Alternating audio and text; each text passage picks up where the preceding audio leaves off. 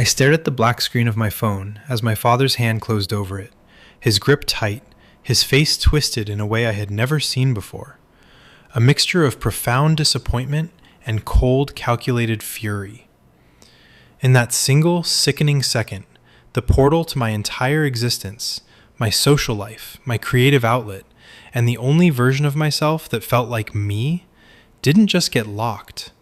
It vanished into a drawer I knew I wouldn't be opening for a long, long time. How do you explain that your entire world, every friendship, every dream, and every bit of autonomy you've spent years building, has been dismantled because of one split-second lapse in judgment? Do you ever truly recover when the people who are supposed to be your safety net decide that the best way to protect you is to turn your bedroom into a prison cell? And more importantly, when the walls start closing in, and every hobby you love is suddenly labeled dangerous or a waste of time, where do you go to find the person you're trying so hard to become? I'm sitting here in my room, staring at the ceiling, and for the first time in my life, I feel like a ghost in my own house. You know that feeling when the air in a room just feels heavy, like you're breathing through a thick wool blanket? That's my life right now. My parents didn't just take a phone, they took my bridge to the outside world. To them, it was a logical consequence, a punishment for finding something on my screen that didn't align with their moral compass. And look, I'm not here to play the victim about the mistake itself. I get it. I'm a teenager, their parents, and the world is a complicated place. I understand that they felt blindsided, that they saw something they didn't want to see, and that their reaction was fueled by a desire to fix me. But what they don't see, what I haven't been able to communicate to them through the wall of icy silence, is that this isn't just about a lost device. It's about the total erasure of my identity. When you're my age, your phone isn't just a piece of plastic and glass. It's your lifeline. It's how you talk to your girlfriend when the day is done, how you coordinate with friends, how you navigate the tiny daily transactions of being a person in the world. Now, every single interaction I have requires an interrogation. Need to buy a snack? I have to ask. Need to send a text to check on a friend? I have to ask. And then I have to sit there, feeling the weight of their judgment while I wait for a yes or a no that feels less like a parental decision and more like a verdict in a courtroom. It's exhausting. It's degrading. And honestly, it's making me wonder if they even remember what it's like to have a life that exists outside the four walls of a suburban living room. But it goes deeper than the phone. The physical side of things is what's really starting to break me. I have this condition, accessory navicular syndrome, which sounds like a mouthful, but essentially it means my feet don't work like everyone else's. Add ADHD into the mix, and you've got a recipe for a kid who constantly feels like he's vibrating out of his own skin. For a long time, I was the clumsy kid, the one who couldn't keep up on the soccer field, the one who always felt like a burden during group sports. But then I found climbing. It was the first time I felt strong. When you're on the wall, it's just you, the hold, and the next move. It didn't matter that my feet were different, because climbing required a different kind of focus, a kind of puzzle solving that my ADHD brain actually craved. It was quiet, it was meditative, and for the first time, I wasn't the broken kid. And now they've taken that too. It's dangerous, they say. They look at the gear, the chalk, the height, and they see a threat. They don't see the therapy it provided. They don't see the way it gave me a sense of accomplishment that I couldn't find in a classroom. They've decided that since I'm troubled, I'm no longer allowed to engage in anything that carries a risk, even if that risk is the only thing keeping me sane. It's like they're trying to insulate me from the world so thoroughly that I'm slowly suffocating. It's the silence that hits the hardest. Before all of this, my room was a sanctuary, a place where I could retreat to code, to dream about building games, or just to decompress after a day of feeling like I was playing a character in someone else's play. Now, my room feels like a glass box. I'm living in a silent, sterile environment where every sound I make seems to be amplified, as if my parents are listening through the floorboards for any sign of rebellion. It's reached a point where I'm afraid to even pace around the room because I don't want to give them another reason to look at me with that disappointed, searching gaze. My interest in game development is the last thing they seem to want to understand.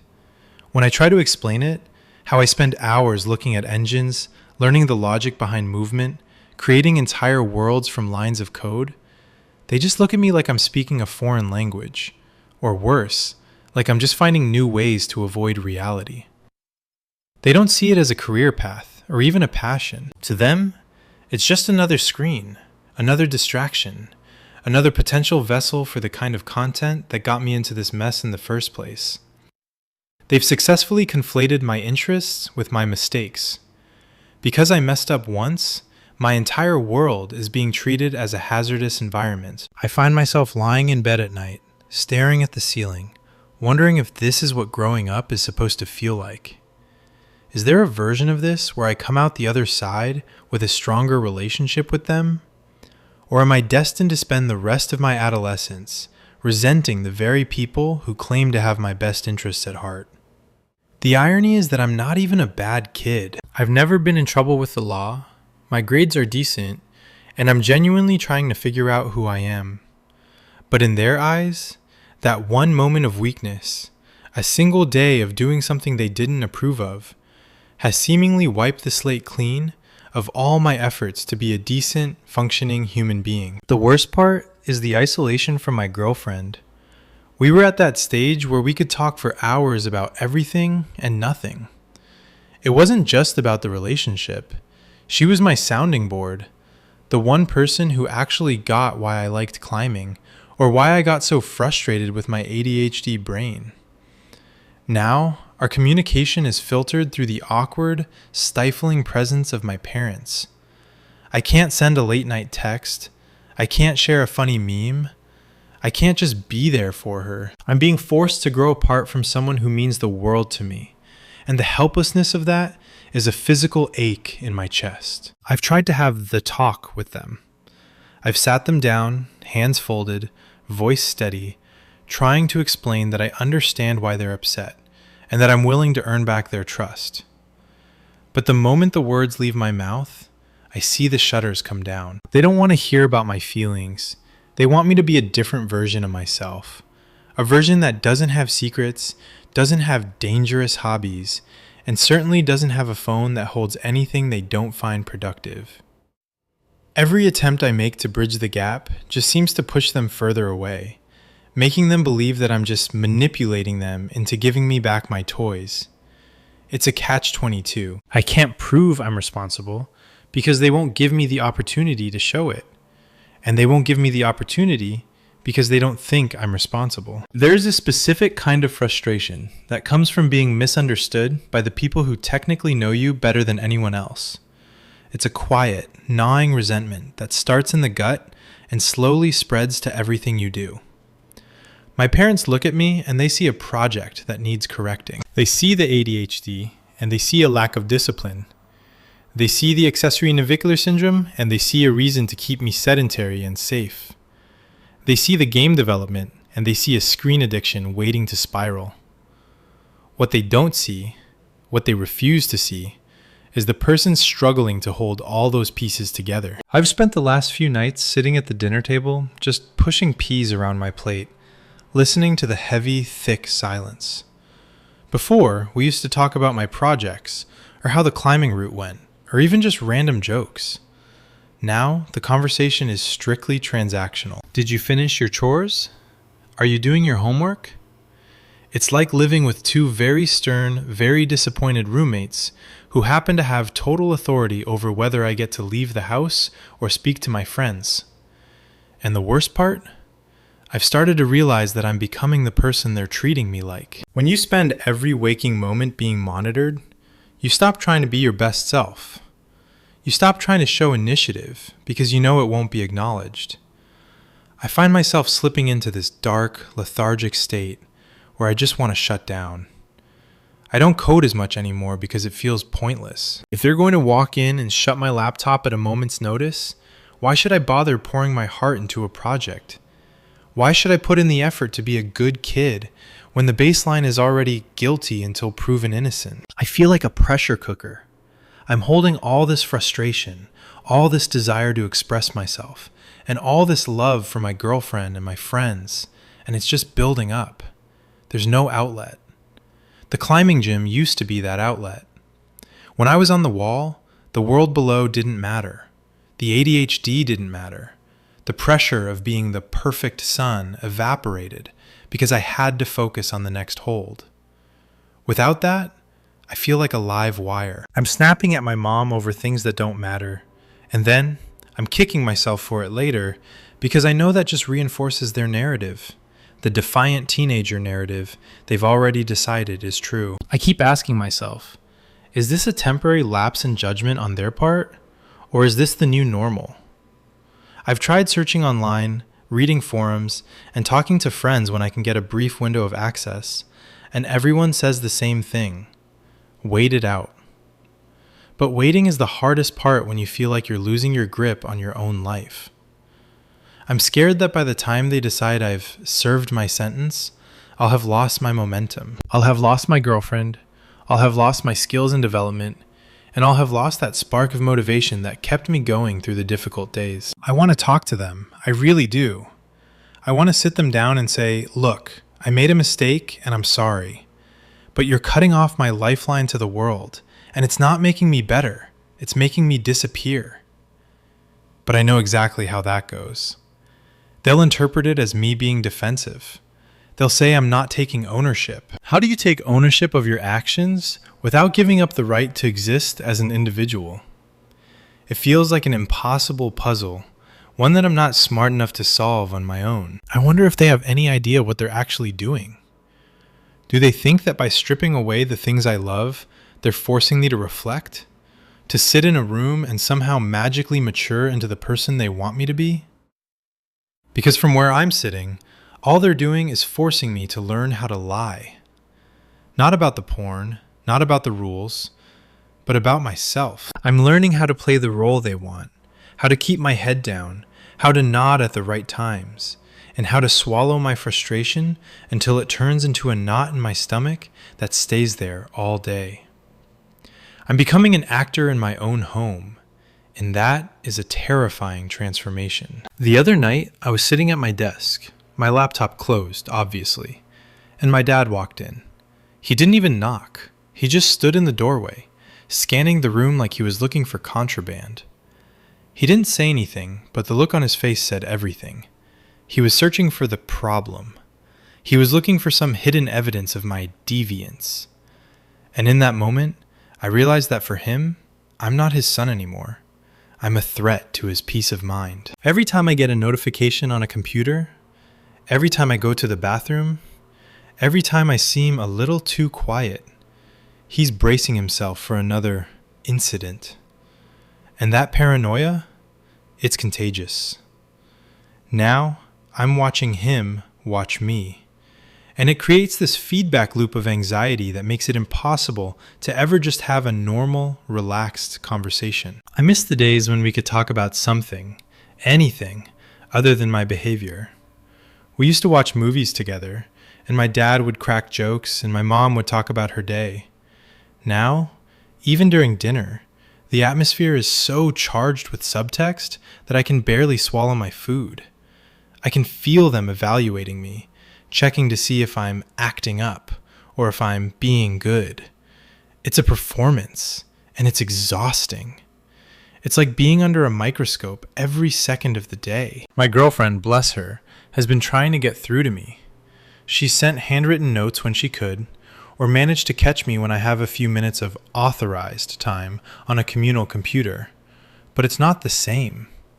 We're losing the intimacy of our daily lives, those little snapshots of existence that you share with someone. What you're eating, what you're listening to, the random thoughts you have at 2 p.m. She feels like she's drifting away from me, and the worst part is, I can't blame her. Why would she want to stay tethered to someone whose life is being actively managed by his parents, like he's a child who can't be trusted with a butter knife? I know the common advice. Just follow their rules, show them you're responsible, and they'll give you your life back. It sounds so simple on paper, doesn't it?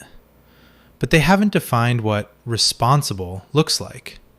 Is it me, silent and compliant, doing exactly what I'm told? Or is it me trying to pursue my goals, even if they don't like the methods? It feels like the goalposts are constantly moving. If I do chores without being asked, they're suspicious. If I talk to them openly, they think I'm being manipulative. If I stay to myself, they think I'm brooding. It's a lose-lose scenario. I'm trapped in a logic trap of their making, and there's no map to get out. I've started to look at my feet, my broken feet, as I sometimes call them, and I feel this intense, overwhelming bitterness. My accessory navicular syndrome is a part of me, a part of my biology I've had to work around my entire life. When I finally found a way to bridge the gap between what my body can do and what my mind wants to do, it was like the heavens opened up. Climbing was my way of reclaiming my agency. And now they've decided that my physical limitations are an excuse to keep me sedentary, to keep me from risking myself. They don't see that the real risk isn't a fall on a climbing wall. The real risk is me completely detaching from the world because I'm no longer allowed to engage with it on my own terms. It's funny, in a dark, twisted way, how quickly a single mistake can redefine your entire identity. Before this, I was just a kid who loved to climb, who spent way too much time obsessing over game design, and who was navigating the messy, confusing, wonderful world of a first real relationship. Now, I'm just the kid who got caught. I see the way my mother flinches when I reach for my laptop, or the way my father clears his throat whenever I spend a few minutes too long in my room with the door closed. They don't see my potential anymore. They see a potential liability. It's like they're waiting for me to trip up again. And that constant expectation of failure is, ironically, the thing that's making me want to break every rule in the book. The isolation is changing how I think. You know, they say that if you lock someone in a room long enough, they start to hallucinate. They start to see things that aren't there. I think, in a way, I'm hallucinating a different life. I spend hours in my head, building games that don't exist, designing worlds where the protagonist isn't restricted by the fears of their parents. I imagine climbing routes that are impossible, ones that my feet could somehow handle, moves that would defy gravity, and more importantly, defy the suffocating gravity of my house. I'm living so much in my head now that the physical world, the chores, the schoolwork, the awkward, strained dinners, feels like a dream. A bad, repetitive, low-stakes dream. And then there's the guilt. That's the part they don't tell you about. Even though I feel completely justified in my anger, there's this tiny, annoying voice in the back of my brain that asks, are they doing this because they care? I try to hold on to that thought. I really do. I try to tell myself that they aren't trying to ruin my life, that they're just panicked parents who think they're performing a necessary surgery on my character. But then the, I'm sorry but no, comes out of my father's mouth for the 10th time that week, and the compassion just shrivels up. I've been trying to find a compromise, a bridge. I asked them yesterday if I could have my phone for 1 hour in the evening, just to talk to my girlfriend and check my emails. I promised, I swore on everything, that I wouldn't touch anything else. I told them they could install every parental control app under the sun, that they could check my history every single night, that I didn't care about privacy anymore. I just wanted to be a person again. And you know what they said? They didn't even say no. They just looked at each other, that silent parental shorthand. And my mom said, we'll discuss it later. Later is the graveyard of teenage hopes. Later means never. I'm starting to realize that the punishment isn't for the act. It's for the independence. They're scared that if they give me an inch, I'll take a mile. And in their minds, taking a mile means losing me to the kind of world they're terrified of. They're fighting a war against the internet, against the nature of my generation, and I'm just the collateral damage. My accessory navicular syndrome, my ADHD, my interests, these are just details they use to justify keeping me tucked away in a corner of the house. I wonder what my friends are doing right now. They're probably in the group chat, laughing about something stupid, planning a weekend trip, talking about the next game they're going to play. And I'm here, sitting in the dark, watching the dust motes dance in the sliver of light coming through my blinds. I feel like I'm aging, but I'm not moving. It's like I'm a battery that's been unplugged, slowly losing its charge, watching the lights flicker out one by one. I want to know if I'm crazy. Is it really that bad? Am I being dramatic? Or is there actually something fundamentally broken about this way of disciplining a teenager? I keep looking for stories, for anything that says, yes, I went through this and this is how it ends. But all I find are horror stories about kids who ran away or who ended up completely estranged from their families for years. I don't want that. I love my parents. I just want them to see that by trying to keep me from falling, they're the ones who are pushing me off the ledge. I've started thinking about the concept of trust in a way I never did before. Usually, you think of trust as a bridge you build plank by plank, a slow process of proving yourself through actions. But in my house, trust feels more like a light switch. For my parents, they flipped it to the off position the moment they saw that screen, and they seem to be under the impression that they can just keep it off until I reach some arbitrary age or milestone where they deem me repaired. They don't seem to realize that every day they keep that switch off, they're effectively killing the version of me that they're trying to raise. The weight of it is starting to show in ways I can't hide. My grades, which were always decent, are starting to slip. It's hard to care about algebraic equations or the causes of the French Revolution when your own little revolution is being crushed at home. My teachers ask if I'm okay, and I just offer that practiced, hollow smile and say, yeah, just a bit tired. How do you tell a teacher, I'm not tired, I'm just mourning the loss of my autonomy? It sounds so melodramatic, even to me, but that's exactly how it feels. It's a mourning process. And then there's the physical side, the part that scares me the most. Without the climbing, my body feels stagnant. That accessory navicular syndrome, which I used to manage through careful training and specialized stretches, is starting to ache in a way it hasn't in years. It's like my body knows I've given up, and it's decided to follow suit. I sit at my desk, trying to stay active by doing simple movements, but it's not the same. It's not the rhythm of the wall. It's not the mental clarity that comes from solving a climbing route. I'm physically regressing, and it's a constant, dull reminder that my parents' safety measures are actually causing me physical harm. I've been wondering if I should try to involve someone else. A counselor, a relative, but the thought of that feels like a betrayal, like I'm telling on them, which would just make them dig their heels in further. My parents are proud people. They don't take kindly to the idea that their parenting style is causing harm. They'd see any outside intervention as an indictment of their character rather than an attempt to help us move forward. So I'm left to navigate this alone, trapped in a house that feels more like a bunker every day. There was one moment last night that almost broke me. I was in the kitchen, just getting a glass of water, and my mom was there. The air was so tense you could have cut it with a knife. She looked at me, and for a second I thought maybe, just maybe, she was going to ask how I was actually doing. But instead, she just said, I hope you're thinking about why we're doing this, and I hope you understand it's for your own good. I didn't say anything. I just nodded and walked away. But inside I was screaming, for my own good? How is it for my own good to be isolated from the only things that give my life meaning? How is it for my own good to be treated like a criminal? I'm starting to wonder if I need to change my approach. Maybe I've been too focused on the why, trying to get them to understand my perspective, when they aren't looking for a perspective. They're looking for a performance. If I give them what they want, total, unquestioning compliance, maybe that's the only way to get back to a baseline where I can actually negotiate for my life back. But is that worth it?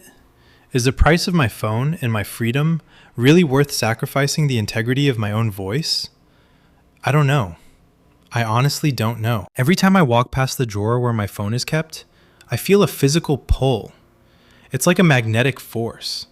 I want to rip it open, grab it, and just see if there's a message from her. Just see if my friends are still wondering where I am. But I know that if I did that, it would be the end. It would prove every single one of their fears correct.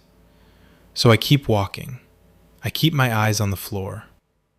I'm becoming an expert at being invisible, and that's the most terrifying skill I've ever learned. I find myself wondering if this is what people mean when they talk about the formative years. I always thought that meant learning, exploring, and failing in ways that teach you about yourself. But what I'm learning is how to suppress my own existence until it fits into the narrow, rigid slot my parents have carved out for me. I'm learning how to be a ghost, how to make myself small, and how to apologize for having interests that don't fit into their worldview. If this is growing up, then I think I'd rather stay a child for a little longer. At least when I was a child, my mistakes were seen as part of learning, not as a moral failing that stripped away my personhood. The physical toll is mounting too. You know, with the accessory navicular syndrome, the pain used to be manageable because it was balanced by the joy of movement. Now, the pain is just pain. It's a constant reminder of how sedentary my life has become. I wake up, I go to school, I come home, I do the chores, I sit in my room. The cycle is so predictable, it feels like I'm living in a loop. My muscles are tightening up in ways they never did when I was on the climbing wall. I feel stiffer, older, and significantly more bitter. When I look in the mirror, I don't see the kid who is training to be a developer, or the kid who felt at home on a vertical incline. I see a kid who is just trying to survive the day without provoking a reaction from his parents. My girlfriend, meanwhile, is still out there, living a life that I'm only getting pieces of. When we do talk, those rare, stolen moments, I feel like I'm playing a game of catch-up.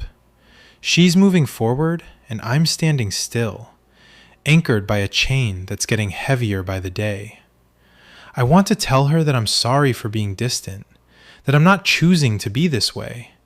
But that feels like an excuse. How do you explain to the person you care about that your parents have essentially grounded your personality? I've started to wonder if I should just give up on the game development for a while.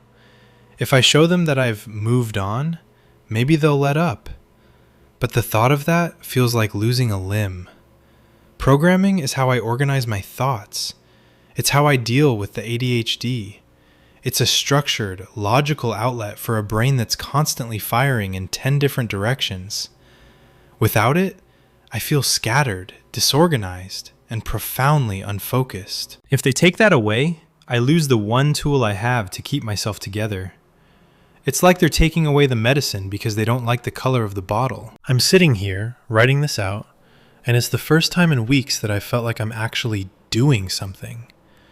Even if this is just text on a screen, it feels like an act of rebellion. It feels like I'm finally reclaiming some of my agency, even if it's only in the form of a story. I'm not looking for a handout, and I'm not looking for someone to tell me I'm a perfect angel. I just want to be seen as a human being who messed up once, not as a criminal who needs to be under permanent surveillance. I see other families at school, the ones where parents and kids actually talk. I see the trust there, even when there are disagreements. They don't default to confiscation and total isolation. They talk it out. They set boundaries, sure, but they don't treat their kids like inmates. I find myself feeling jealous, and then ashamed of the jealousy. Why can't we have that? Why is our family dynamic built on such fragile, brittle ground that one mistake could bring the whole thing crashing down? I know that if I keep pushing, they'll just retreat further into their strict parent shell. They'll cite my attitude as proof that they're right to be controlling. It's a trap, and I'm walking around in circles inside it. I'm starting to think that the only way to get through this is to outmature them, to be so ridiculously, boringly, painfully responsible that they eventually run out of reasons to keep me locked down. But God, the thought of that makes me want to scream. It feels so unjust. Why should I have to be the adult in the situation? Why am I the one who has to de-escalate, who has to curate my own personality, who has to hide my passions just to keep the peace? I think back to the person I was a month ago. The kid with calloused hands from the climbing gym. The kid with 10 browser tabs open, trying to debug a script for a game prototype. The kid who was actually living instead of just existing. It feels like a lifetime ago. There's a strange, heavy grief that comes with realizing you're being forced to abandon parts of yourself. When you're my age, every interest, every project, every late-night conversation with a friend is a brick in the foundation of who you're going to be as an adult. And my parents, in their fear-driven, misguided attempt to protect me, are taking a sledgehammer to that foundation. I remember watching my dad try to fix the sink once.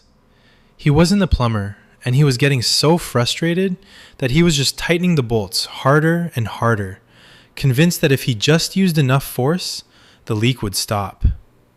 He ended up cracking the pipe. That's exactly what's happening with us. He's turning the screws on my freedom, thinking that more pressure equals more compliance. But all he's doing is breaking the relationship entirely. The leak isn't fixed. He's just created a much bigger, more expensive, and more permanent mess. And my mom? She's just watching from the sidelines, looking at me with those eyes that say she's trying to be the good cop, but is actually just terrified of my dad's intensity. It's like living in a house where the gravity is constantly shifting. One day they're almost normal, and I start to hope. I start to think, okay, maybe this is the day they finally listen. Then, the very next morning, the rules are reinforced with a new level of coldness, and I'm back to being the enemy. It's a psychological game that I don't know how to win. I've been thinking a lot about the ADHD aspect too. People who don't have it see it as a distraction, a lack of focus. But for me, it's like having a high-speed engine with no brakes. When I find something I'm passionate about, like game dev or climbing, that engine finally has a destination. It has a track to run on. Without those outlets, I'm just spinning my wheels, burning out, and creating smoke. My parents don't understand that taking away my distractions actually makes my ADHD worse. It makes me impulsive, it makes me irritable, and it makes me desperate.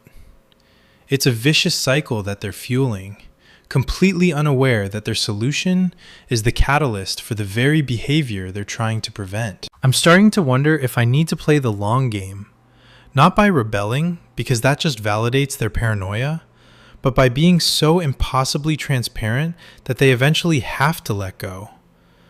But I'm terrified that by the time I prove myself, I'll have become a shell of a person. I don't want to be a good boy who spends his life apologizing for having a heartbeat. I want to be a person who can make mistakes and learn from them, not a person who is kept under lock and key because he might make the wrong choice again. I see my friends at school, and I have to pretend that nothing is wrong. I have to make up excuses. Oh, I'm taking a break from the phone. Or, yeah, I'm just focusing on school right now. It's a lie, but it's a necessary one. If they knew the reality, that I'm essentially a captive in my own home, that my hobbies are banned, that my social life is being drip-fed to me by my parents, they'd look at me with pity. And I don't want pity. I want to be the guy who's building cool games, not the guy who's struggling to get his parents to allow him to exist. Is this what everyone deals with? Is this the standard parenting model for a mistake like mine? I feel like I'm navigating a minefield. One wrong step, one look that's too defiant, one word that sounds too back-talky, and I'm back to zero. I'm exhausted by the constant vigilance required just to live in my own house. I'm starting to dream about leaving. I imagine what it would be like to just pack a bag and walk out the door. To go somewhere where I don't have to explain my every action, where I don't have to be a project for someone else to manage. But I know I can't. I don't have the money, I don't have the resources, and I still love them. That's the most frustrating part. I want them to be proud of me, but I want them to be proud of me, not some artificial construct they've created by erasing all the messy, complicated, wonderful parts of my personality. How do you ask for that? How do you tell your parents, I love you, but you're killing the person you claim to love? I often catch myself standing by the window in my room, looking out at the neighborhood street, watching kids my age walk by with their phones in their hands, laughing, totally oblivious to the fact that they're living in a version of reality that I've been exiled from. It's like watching a movie of my own life, but I've been cast as an extra in the background instead of the lead. I find myself wondering if my parents ever look at me and feel a pang of guilt, or if they're so convinced they're correcting a moral failing that they've entirely numbed themselves to the pain they're causing. The weight of being a teenager, with all the hormonal swings and the search for identity, is already enough to deal with, without having your basic freedoms stripped away. It feels like every time I try to talk to them, I'm hitting a wall of moral superiority. They don't hear me. They hear a child who doesn't like his consequences. They don't hear a kid who is trying to explain that a single mistake on a screen doesn't mean I've abandoned my values or my character. They see the porn as a poison that has corrupted my mind, and by extension, they see every interest I have, my coding, my climbing, even my relationships, as part of that corruption. I've been trying to find ways to be proactive, just to keep my sanity. I've started writing down my thoughts, long, detailed journals where I analyze everything I'm feeling, trying to find a way to make them understand. But then I realize, who is this for?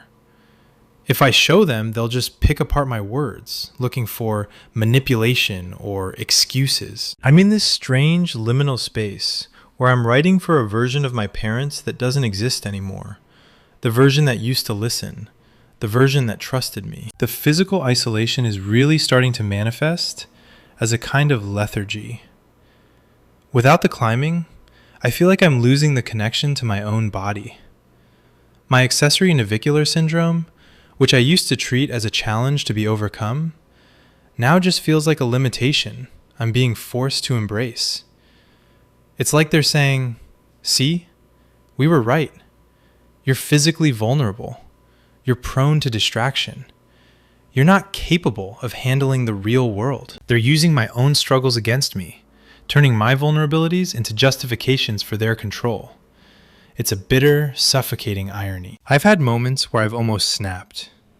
A few days ago, my dad made a comment about how I seemed much more grounded now that I wasn't distracted by the internet. I nearly lost it. I wanted to scream, I'm not grounded, I'm broken. I'm not more focused, I'm just staring at the wall waiting for my life to start again. But I didn't. I just took a breath, looked at the floor, and said, yeah, I guess. That act of suppression, that moment where I swallowed my truth to keep the peace, felt like a small part of me died. I worry that if I keep doing this, if I keep playing the role of the rehabilitated son, I'll eventually forget who I actually am. I'm scared that the passion I have for game development will fade, that the joy I found on the climbing wall will be replaced by the constant, dull ache of resentment. I don't want to be the kind of person who grows up with a chip on his shoulder, someone who views his parents as his captors. I want to look back on this time and see it as a hurdle, not a wrecking ball. Do you have any idea how hard it is to maintain your own sense of self when the people who hold the keys to your life are telling you that your self is inherently flawed? Every day I have to wake up and remind myself, you are more than this mistake. You are more than this room. You are more than their perception of you. It's like a mantra, but some days, it's hard to hear over the sound of my own frustration. I'm starting to think that I need to be more strategic. If I can't change their minds with words, maybe I can change their behavior with consistent, boring, undeniable stability. I'll do the chores, I'll keep my grades up, I'll be the perfect kid they want. Maybe that's the only way to earn back the trust they've decided I've forfeited. But God, the thought of that makes me feel like I'm lying to myself. How do you reconcile being your authentic self with the need to perform a version of yourself that is palatable to someone else's rigid standards? The irony of my current situation isn't lost on me. It's actually a kind of cruel, cosmic joke. I spend my days trying to prove that I am a mature, responsible individual. Yet the very act of proving it requires me to behave in a way that feels increasingly, well, inauthentic. I walk around the house with this carefully curated calm, answering questions with just enough detail but never too much emotion, avoiding eye contact when I feel the rage rising, and keeping my hands busy with schoolwork I could do in my sleep. Every move I make is a calculated maneuver in a game I never asked to play. I've begun to wonder if they even see me anymore, or if they're just looking at a mirror reflecting their own fears. Every time I get a good job for folding the laundry or for sitting at the table without my phone, I feel a prickle of annoyance. It's like being trained. I'm being conditioned, Pavlov style, to respond to their approval. And the worst part? It's working. I'm becoming the person they want, and in doing so, I'm burying the parts of me that actually matter. The dreamer who wants to build worlds. The athlete who found peace on a wall. The boyfriend who just wants to be a support system for someone else. There's a specific kind of loneliness that comes from being good for the wrong reasons. I'm not being responsible because I've matured. I'm being responsible because I'm desperate to regain my freedom. My parents think their discipline is working, that I'm learning my lesson, but they're not seeing the internal corrosion. They're not seeing the way I'm learning to hide my true thoughts, how to compartmentalize, and how to treat my life like a series of tasks to be completed for a reward. If they ever stop to wonder why I'm suddenly so compliant, they'll probably just pat themselves on the back for their successful parenting. I had a dream the other night, well, a nightmare really, where I was back on the climbing wall, but every time I reached for a hold, it turned into one of my parents' faces, telling me to stop, telling me I was going to fall, telling me I was unstable. I woke up in a cold sweat, heart hammering, feeling that same suffocating pressure in my chest.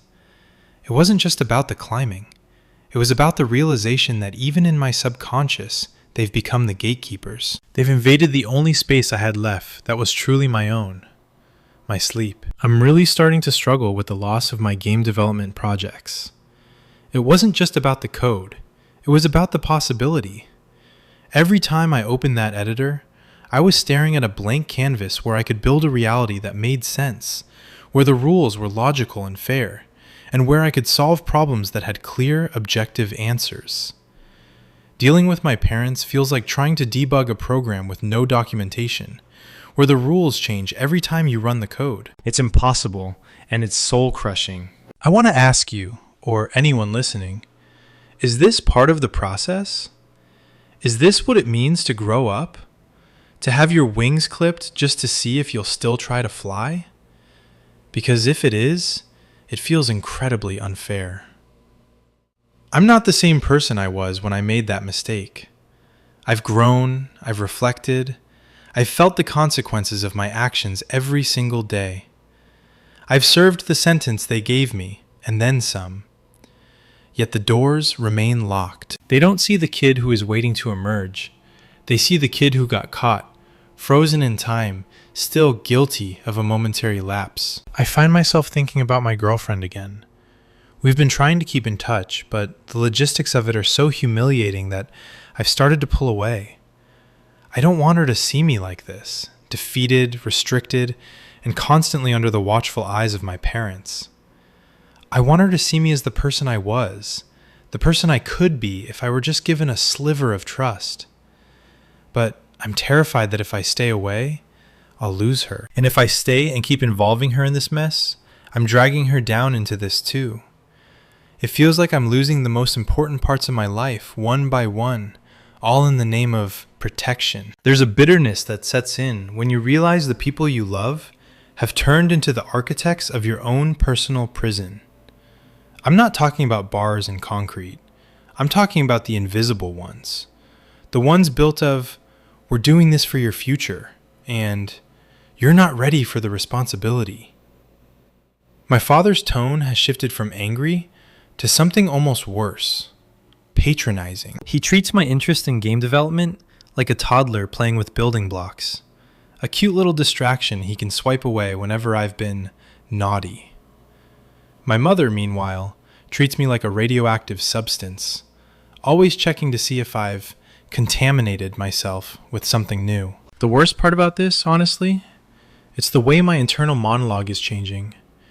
I used to be a kid who looked for solutions. I'd see a wall, and I'd figure out a route to climb it. I'd see a bug in my code, and I'd spend all night hunting for the logic error. Now, my brain just defaults to finding ways to dodge my parents. I find myself checking for their footsteps in the hallway before I even think about a creative thought. I'm training myself to be a coward, and that's a legacy that's going to haunt me long after they finally give me my phone back. My girlfriend sent me a letter the other day, a physical, handwritten note that she slipped into my backpack before school. I read it in the bathroom, feeling like a spy in my own home. She wrote about her day, about the new movie she saw, and how much she missed me. Reading those words felt like drinking water after being in the desert for a month. But then the fear hit. If my parents found that letter, they wouldn't see it as a sweet gesture.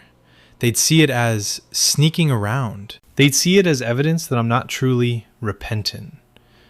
I ended up burning the letter in the bathroom sink, watching the ashes swirl down the drain. And the irony wasn't lost on me. I'm destroying the things that prove I'm a human being, because my parents have decided I'm something else. I'm starting to think about my accessory navicular syndrome differently. Before, it was a challenge that defined my strength.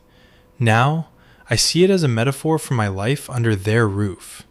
It's an extra, unnecessary bone in my foot that creates pain and limits my mobility, and I have to work twice as hard just to move normally. My parents are that extra bone. They're the source of the chronic, dull ache that's preventing me from moving forward, from developing, from actually growing into an adult. And the frustrating thing? I can't just cut them out of my life, even though the pain they cause is constant and systemic. I've been watching videos online, not about games or climbing, but about psychology, about parent-child dynamics, trying to find some answer that doesn't involve me just waiting. I found this one thing about the double bind, that situation where any choice you make leads to a negative outcome. If I'm quiet, I'm sulking. If I talk, I'm arguing. If I go out, I'm unsupervised. If I stay home, I'm avoiding the world. It's a perfect closed loop of control. And the most terrifying part? I think they don't even realize they're doing it. They think this is just parenting. They think this is what it looks like to be safe. I'm at a breaking point, and I don't mean a dramatic one where I scream at them. I mean a quiet, internal breaking point where I realize that I have to start building a life for myself that they don't know about.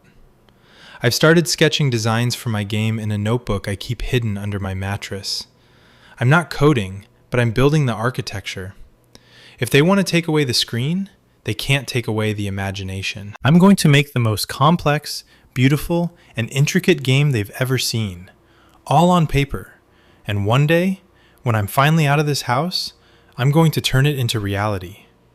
It's my secret rebellion. It's the only way I can stay me while living in this simulation of a life. But I'm still just a kid. I still have to ask to go to the store. I still have to explain why I need money for a snack. I still have to live in this house where every wall is a reminder of my loss. Does it ever end? Does the day come when they look at me and realize they've been holding the leash so tight they've actually choked the spirit out of the dog? And if it does, will there be anything left of me to give to them? Or will I be so hardened, so distant, that I won't even care anymore? The silence in the house has become a living thing. It's not just the absence of sound anymore. It's a physical weight that presses against my eardrums whenever I step out of my room. My parents move through the kitchen like they're navigating a crime scene, their footsteps careful and light, as if they're afraid that any sudden movement might trigger an outburst from me. They don't realize that the outburst they're afraid of is a ghost of a version of me that died the day the phone disappeared. I'm not angry in the way they expect. I'm not shouting. I'm not slamming doors. And I'm not demanding they return my life. I'm just hollow. That hollowness is the most dangerous part. When you're empty, you stop caring about the consequences of being naughty. You stop fearing the disappointment in their eyes because you've already internalized it until it's just a dull ache you've learned to live with. I've started to realize that the person they are trying to save is being systematically replaced by a version of me that is perfectly compliant, perfectly invisible, and entirely untethered from who I actually am. They think they're winning, but they're actually losing the son they thought they were disciplining. I spent 3 hours today just staring at the wall, thinking about the last time I was on the climbing wall. I remember the feel of the texture under my fingers, the precise agonizing calculation of where to place my weight to avoid stressing that accessory navicular bone in my foot. It was a beautiful, honest kind of pain, a pain that meant I was doing something, building something, conquering something. Now, the only pain I feel is the phantom sensation of my phone in my pocket. I reach for it reflexively, a dozen times an hour, only to remember it's not there. It's like a limb that's been amputated. I can still feel the nerves firing, but there's nothing on the end of them. My girlfriend's name pops into my head, and I force it out. It's too painful to dwell on her right now. To think about her is to think about a world I've been evicted from. I've started to wonder if I'm just delaying the inevitable by trying to hold on. Maybe it's better for her if I just fade. If I become the boring, quiet kid who goes to school and comes home and never asks for anything. If I make myself into a non-entity, maybe the scrutiny will stop. Maybe they'll finally trust me because I'll be so incredibly uninteresting that there's nothing left to distrust. Is this it? Is this the rebuilding of trust they talk about in those parenting books? Because from where I'm standing, it looks a lot more like breaking someone down until they're malleable. I've been trying to find a way to communicate this to them, to tell them that they're not building a bridge, they're digging a trench. But every time I try to open my mouth, I see that look on their faces. That, you're just a kid, you don't know what's good for you look. It's patronizing, it's dismissive, and it makes me want to burn the house down just to see if they'd finally acknowledge my presence. But I don't. I just nod. I say, I understand, Mom. I say, I'll do better, Dad. I've become the ultimate liar, and the worst part is, they're the ones who taught me how to do it. They've given me no other choice. If I'm honest, I'm rebellious. If I'm myself, I'm corrupted. So I'll play their game. I'll be the perfect, silent, compliant, soulless version of myself they've demanded. And when the day finally comes that they decide I've earned my freedom back, they're going to be so proud of the monster they've created. I'm starting to wonder if I should even bother with the game dev notebook. What's the point of creating a world if I'm never going to be allowed to live in it? Maybe I should just spend my time doing chores, studying, and sleeping. Maybe I should just be the blank slate they want. But then, a flicker of that old fire catches in my chest. I think about the first character I ever designed, the movement mechanics, the gravity, the way the world responded to the player's choices. I'm not going to let them kill that. I'm going to hide it deeper and deeper until the day I can finally walk out that door and never look back. The house is quiet again, but it's a different kind of quiet. It's the silence of a library, sterile, watchful, and thick with the unspoken. My parents are in the living room, and I can hear the muffled low hum of the television, a show I'm sure they think is wholesome. I'm in my room, sitting on the floor with my back against the wall, the only place where I feel like I'm not being watched. I have a pen and a crumpled piece of paper, and I'm mapping out a new level for my game. Not on a screen, but in my head, translated into crude, desperate sketches. If this is all they'll give me, I'll take it. I'll turn this room into a fortress of my own making. But the isolation is wearing me down in ways I didn't expect. It's not just the boredom, it's the lack of friction. You need friction to grow. You need to bump into other people, to have your ideas challenged, to experience the raw, messy reality of being a human being among other human beings. Here, everything is controlled, everything is curated, and everything is safe. But safe isn't good. Safe is stagnant. I'm starting to realize that I've been living in a curated version of my own life, and the curators, my parents, are so terrified of the world that they've effectively lobotomized my connection to it. I think about the trust they keep talking about. Every time they mention it, I want to scream. How can they talk about trust when they've already decided I'm guilty? How can they talk about trust when they've already taken away the tools I need to prove my own character? It's not trust, it's surveillance. It's a cage with the door locked from the outside, and they keep telling me it's a cozy, safe room where I can finally think about my mistakes. But I don't think about the mistake anymore. I think about the next time I can be free, and how I'm going to make sure that when I am, I never, ever let them hold this kind of power over me again. The physical ache in my feet is worse today. The accessory navicular syndrome is flaring up, a dull, throbbing reminder that my body is rejecting this sedentary life. I used to be able to quiet that pain by climbing, by focusing my energy into something productive and challenging. Now, I have to just sit with it. I have to acknowledge the pain and let it simmer. I'm starting to wonder if the pain is just another form of my parents' control, a physical manifestation of the constraints they've put on me. They've managed to take away my outlet for both my ADHD and my physical condition, and now I'm just a pressurized system with nowhere to release the steam. I saw my girlfriend at the lunch table today, from across the room. We caught each other's eyes, and for a second, I felt that familiar, warm spark. The feeling that I wasn't just this troubled kid they've labeled me as. But then the reality set in. I couldn't go over there. I couldn't just pull up a chair and talk. My parents would see, and they'd think I'm back to my old habits. I had to look away. I had to focus on my tray, on the bland, uninspired food, and pretend that she didn't exist. It was like watching a part of my soul get carved out, piece by piece. And the worst part is, I'm the one doing the cutting to keep them happy. I'm really starting to wonder if I should just stop. Stop the games, stop the climbing, stop the pretending. Just become the shell they want. Would that make it easier? Would I stop feeling this burning, desperate need to be myself? Or would it just be a slow, quiet death of everything that makes me, me? I look at my hands, the hands that used to hold on to climbing holds, the hands that used to code, and they feel like they belong to someone else. Someone who used to be brave. Someone who used to have dreams. I don't know who I am anymore. I'm just a kid in a room, waiting for a life that feels like it's slipping through my fingers. And I know deep down, that if I don't find a way to break this cycle, I'm going to become just like them, fearful, controlling, and completely out of touch with the world around me. I don't want to be that person.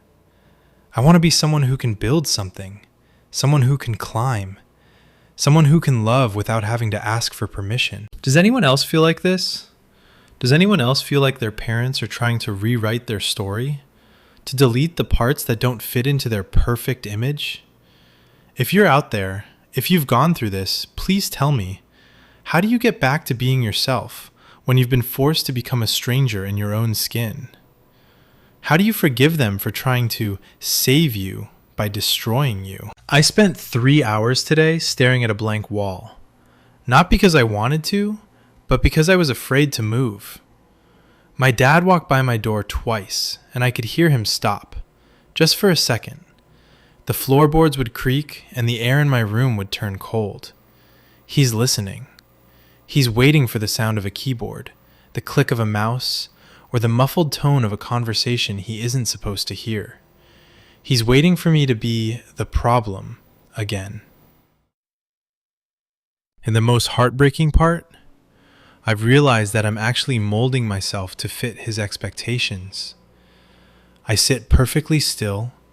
I read the books they leave on my desk, books I don't care about, and I wait for the dinner bell like a prisoner in a yard. This isn't life. This is a simulation of being a teenager. The weight of the accessory navicular syndrome is physically gnawing at me now. Without the discipline of climbing, without that specific controlled intensity of the gym, my body feels like it's failing. My feet ache in a way that's constant, a dull, rhythmic throb that syncs up with the ticking of the clock in the hallway. It's like my body is protesting the stagnation.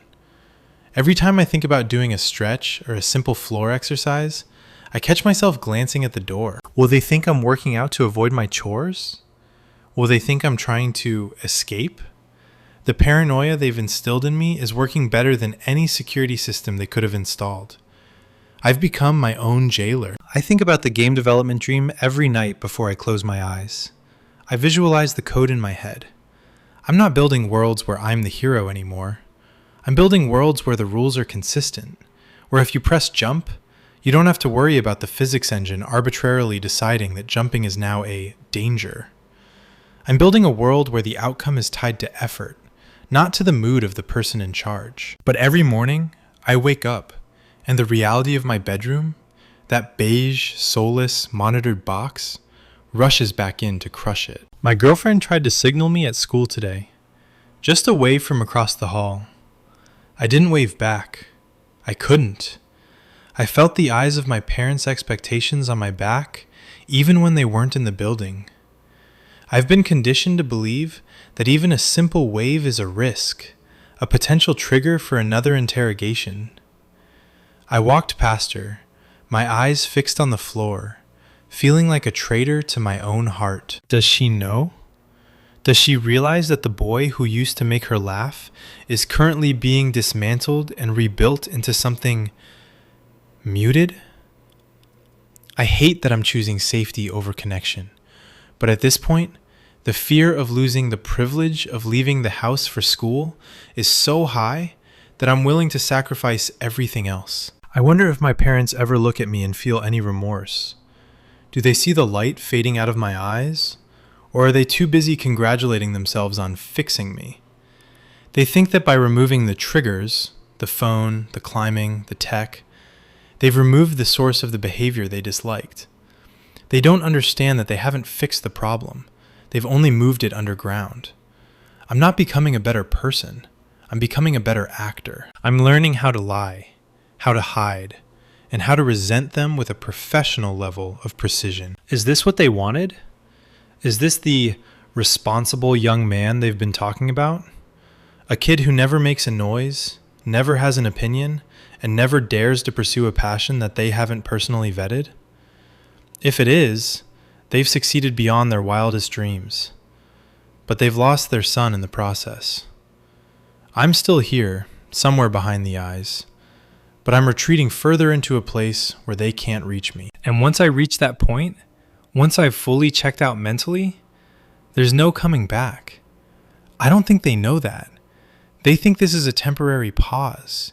They have no idea it's a permanent fracture. The house feels like a museum, a place where everything is kept in perfect, stifling order, where nothing is touched without permission, and where I, the latest exhibit, am on constant display. My parents moved through the rooms with this quiet, deliberate grace that, in any other life, I might have found comforting. Now, it just feels like they're patrolling a perimeter. Every time a floorboard creaks outside my bedroom door, my heart hitches. It's a Pavlovian response. I've stopped being a person and started being a biological alarm system, perpetually scanning for the next intrusion, the next check-in, the next lecture about how my interests, my precious, life-saving interests, are merely symptoms of a personality that needs to be scrubbed clean. The physical reality of my existence has become so narrow, it's almost claustrophobic. My accessory navicular syndrome, which used to be a manageable, almost poetic hurdle in my climbing, is now just a constant, dull, throbbing reminder of my own inactivity. I find myself lying on my floor at night, performing subtle isometric exercises that no one can see, just to feel like I'm not entirely dead in the water. I'm stretching muscles that are tightening from disuse, trying to keep my body from turning into a monument to my own misery. If they knew I was even doing this, they'd probably tell me to stop, to rest and clear my head, as if the state of my head isn't exactly what they're causing. I caught a glimpse of myself in the hallway mirror earlier today, and for a second, I didn't recognize the kid looking back. The fire that used to be in my eyes, the one that burned whenever I talked about game engines or new climbing routes, it's dimmed. It's like a pilot light that's been starved of oxygen. I look tired. I look heavy. I look like someone who has spent a lifetime being told that his best self is a threat to the family's stability. I'm starting to wonder if, when they finally let me out of this probation, I'll even know how to be a person again. Will I still know how to talk to my friends? Or will I just keep my eyes on the floor, waiting for the next correct answer to fall out of my mouth? My girlfriend, I think, is finally starting to understand that I'm not just busy or going through a phase. She started to see the shift in me, the way I flinch when a phone rings, the way I avoid eye contact, the way I've stopped sharing my day. She thinks it's her. She thinks she's doing something wrong. And that kills me. I want to grab her by the shoulders and tell her, it's not you, it's the wall. They've built a wall between us, and I don't have the tools to tear it down without losing my own sanity. But I can't. I'm too scared. I'm scared that if I draw her into this, my parents will take away the only thing I have left. The knowledge that there's a world out there where I'm actually liked, actually valued, and actually human. I've begun to develop a kind of secret language in my head. I write code in my mind when I'm lying in bed. I visualize the syntax, the loops, the logic gates. It's the only way I can keep my brain from turning to mush. If they won't let me build on a screen, I'll build in the dark. I'll map out the architecture of 1,000 games that will never exist, all while I'm supposed to be reflecting on my choices. If they want a repentant son, they've got one. But they don't know that beneath the surface, there's a clock ticking, a countdown to the moment I can walk out that door and never have to ask for permission to live my own life again. Sometimes I wonder if they'll ever read this, if they'll ever stumble across this and realize what they've done, that they didn't protect me, they just isolated me, that they didn't save me from the dangers of the world, they just made the world a place I'm terrified to enter. Does that realization ever come? Or is it always buried under the weight of their own rightness? I don't know. And honestly, I'm starting to realize that it doesn't matter. Their opinion of me isn't the reality of me. That's the lesson I'm learning in this cell, and it's a hard, bitter pill to swallow. I am who I am, regardless of their approval. And that, in itself, is the first real, permanent act of rebellion I've ever committed. The silence in this house has shifted. It's no longer just an absence of noise. It's a physical, suffocating pressure that I can feel in my chest every time I walk into the living room. My parents move around me with a careful, calculated kindness, as if I'm a wounded animal they're trying to coax back into a cage. But all it does is make me want to bolt.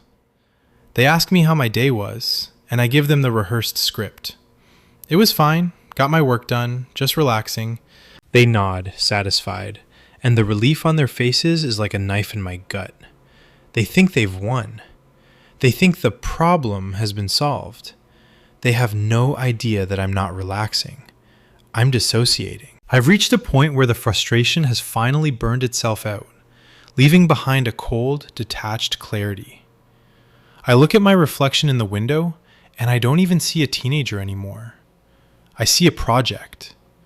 A prototype that they've decided needs to be stripped down to the chassis and rebuilt from scratch because the original design was too unstable. The accessory navicular syndrome, which used to be the only thing that made me feel like I had to fight for my own physical agency, has become a metaphor for my entire existence here. An extra, unwanted piece that they're trying to treat by keeping me from ever walking on my own 2 feet. I think about the game development project I started months ago.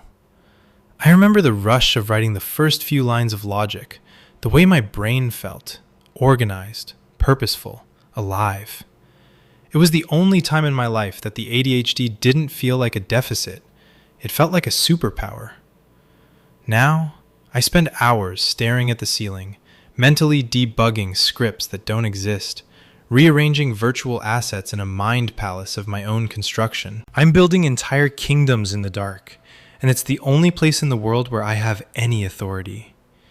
If they ever found out I was doing this, they'd probably call it obsessive or escapist. They don't see it as a craft. They see it as a symptom. My girlfriend sent me a text on a school computer today. A quick, panicked message asking if I was okay, if I was still there. I wanted to reply, to pour out every word of this frustration, but I didn't. I just stared at the screen until the session timed out. I'm starting to realize that the most dangerous thing I can do is let anyone else in. If I bring her into this, I'm just giving my parents another target to aim at. I'm giving them another way to exert control. So I'm learning to be a black hole. I'm absorbing everything, holding it all inside and letting nothing escape. It's a lonely way to exist, but it's the only way to protect what little remains of my spirit. I wonder if I'm becoming a monster. Does being forced to lie, forced to hide, and forced to play the role of the reformed son permanently alter who you are? Am I going to be a person who looks at everyone with suspicion, who expects every trust to be a trap, who never fully opens up to anyone because I'm terrified they'll eventually pull the plug on my life? I'm terrified that I'm being forged in a fire that isn't meant to refine me. It's meant to break me into something they can manage. The worst part is that I still love them. I still see them, sometimes, behind the parenting mask, and I remember the times we laughed, the times we actually connected. It makes the betrayal hurt even more. It's not just a prison. It's a prison run by people I want to forgive but can't, because they don't think they've done anything wrong. They're still looking at me with that gentle, condescending pride, convinced they've saved me from myself. They don't see the damage. They don't see that by pulling the thread of my digital life, they've unraveled the entire tapestry. I'm sitting here, writing this, and it's the only time I feel like I'm breathing. If you're out there, if you're reading this and you feel that same constriction in your chest, I want you to know that you aren't crazy. You aren't just a kid. You're a person whose boundaries have been violated in the name of love, and that's a legitimate trauma. I'm going to make it out of here. I'm going to get back to the climbing wall. I'm going to finish the game, and I'm going to build a life that is truly mine. But for now, I'm going to keep playing the part. I'm going to be the perfect, silent, invisible son until the day I'm finally, irrevocably free. I sometimes wonder if they look at me and see a success story.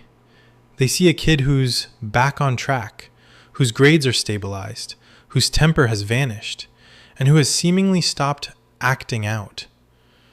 They don't see that the only reason those things have happened is that I've learned to compartmentalize my soul.